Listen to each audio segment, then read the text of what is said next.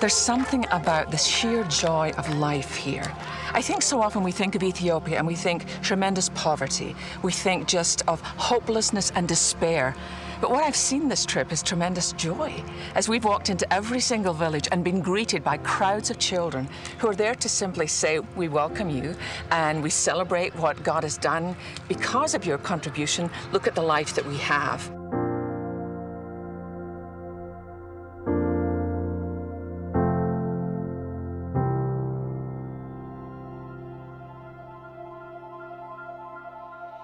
As I reflect on this trip, probably the most powerful moment for me was when we were comparing the school that was there a year ago, where the children literally were on the dirt floor, having to write the lessons on the school wall, and now they have this new school. And this wonderful gentleman who had to leave school at 4th grade himself so that he could help his family. He is now head of the Parent Teachers Association. And he looked at my son and at Sandy's son, at Christian and Sam, and said to them, you live in a situation where you have been given so much, so many choices. Make sure you do something with your life. And I watched as my 15-year-old son took in every word from this wonderful man who, even though he wasn't able to fulfill his own educational dreams, he is now making it possible with World Vision's help to make those dreams true for other children. And those children are learning today because of the gift of this wonderful wise man, the gift of World Vision. And I think they've left an indelible fingerprint on my son's heart.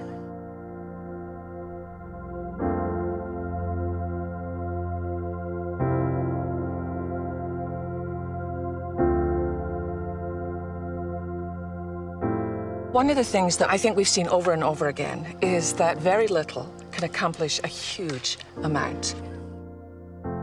We saw an amazing sight today. We were at a water project and a wonderful crowd there to greet us, children singing and village elders, and then suddenly the crowd parted and in walked this glorious, old, dignified woman.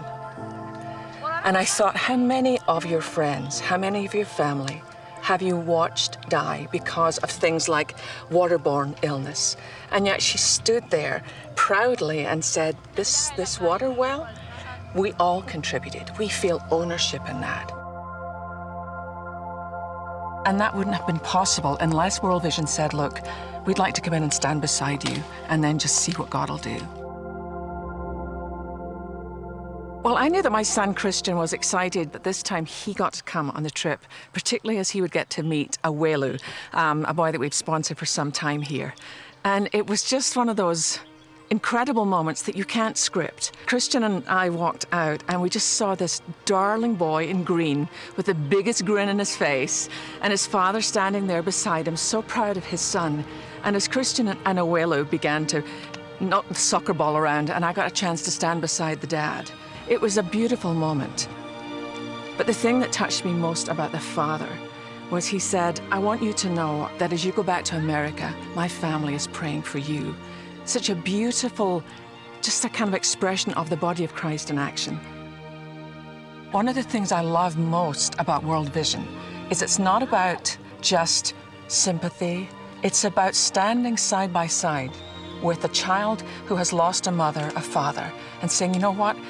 God made you for a purpose. God has a destiny and a plan for your life. And we're simply there to hold you up and to give you an opportunity to really grow and to shine.